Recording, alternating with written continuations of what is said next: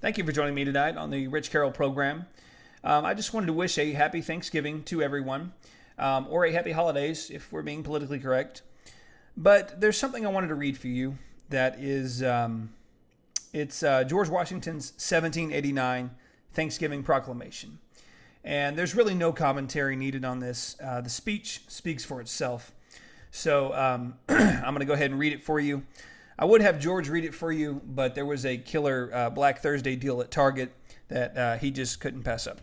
So here we go, guys. George Washington's 1789 Thanksgiving Proclamation. Whereas it is the duty of all nations to acknowledge the providence of Almighty God, to obey His will, to be grateful for His benefits, and humbly to implore His protection and favor.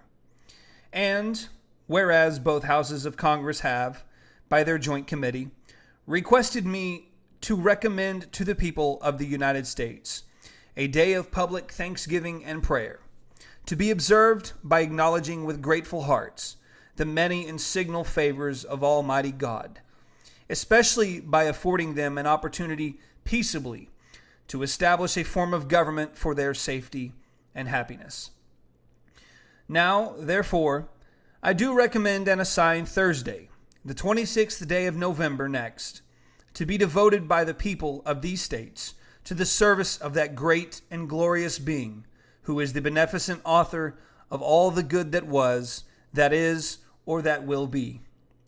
That we may then all unite in rendering unto Him our sincere and humble thanks for His kind care and protection of the people of this country, previous to their becoming a nation. For the signal and manifold mercies and the favor, able interpositions of His providence in the course and conclusion of the late war. For the great degree of tranquility, union, and plenty which we have since enjoyed. For the peaceable and rational manner in which we have been enabled to establish constitutions of government for our safety and happiness, and particularly the national one, now lately instituted. For the civil and religious liberty with which we are blessed, and the means we have of acquiring and diffusing useful knowledge. And, in general, for all the great and various favors which He has been pleased to confer upon us. And also that we may then unite in most humbly offering our prayers and supplications to the great Lord and ruler of nations, and beseech Him to pardon our national and other transgressions, to enable us all, whether in public or private stations, to perform our several and relative duties properly and punctually, to render our national government a blessing to all the people by constantly being a government of wise, just, and constitutional laws, discreetly and faithfully executed and obeyed,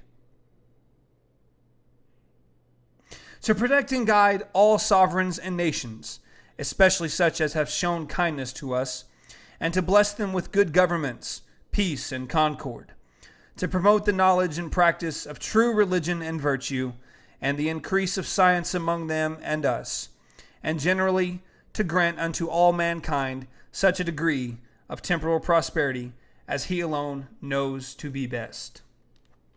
Thank you for joining me this evening. Please have a happy Thanksgiving. God bless. George Washington for President. Again.